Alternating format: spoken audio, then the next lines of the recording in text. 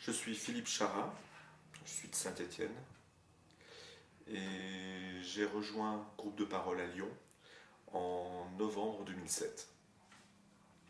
J'y suis resté pendant plus de 3 ans. Je suis arrivé en... J'avais entendu parler des groupes de parole. Et par curiosité, j'ai appelé. J'ai été rappelé, je me souviens, ça avait pris pas mal de temps avant que je sois rappelé. Donc j'espérais plus d'appel, et puis l'appel est arrivé, et j'ai tenté l'aventure qui m'a mené pendant 3 ans participer à ces groupes de parole. La première chose qui m'avait frappé, c'était l'utilisation de ce bâton de parole. Alors le bâton de parole et moi, ça fait deux. J'ai été très gêné par ce bâton de parole. Je ne comprenais pas ce que c'était toute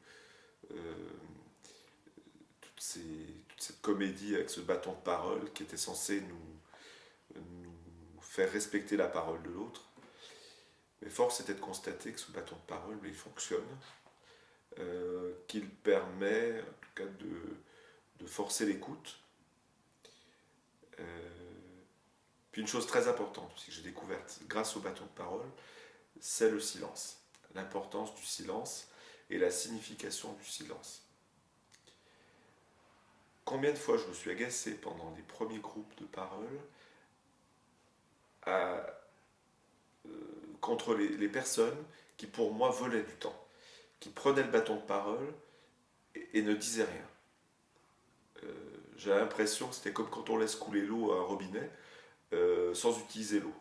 J'ai l'impression que ce temps de parole qui était gâché par un silence, je ne le récupérerai pas. Et petit à petit, le groupe de parole m'a domestiqué. J'ai réussi à comprendre, à écouter les silences, à observer ce qui se passait pendant un silence, à prendre le temps. Et là, c'était très très fort pour moi. J'ai toujours été beaucoup dans l'action, même dans l'hyperaction, et le groupe de parole a été pour moi un déclencheur, me permettre de me poser, arrêt sur image, comprendre que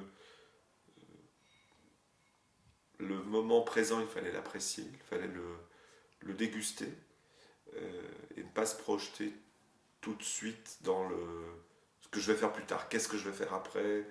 Je me souviens les premiers groupes de parole, à peine j'étais arrivé, j'étais tout de suite en train de penser à qu'est-ce que je vais faire, et demain, et la semaine prochaine, ah oui, j'ai tel rendez-vous. Et j'ai mis beaucoup de temps avant de prendre ce temps que je m'autorisais à consacrer à une réflexion sur moi-même, sur qui j'étais, ce que j'avais fait, ce que je devais faire. Et en écoutant justement les autres, et puis en mesurant aussi ma parole. Je me suis aperçu que mes interventions étaient de moins en moins longues, mais peut-être de plus en plus synthétiques.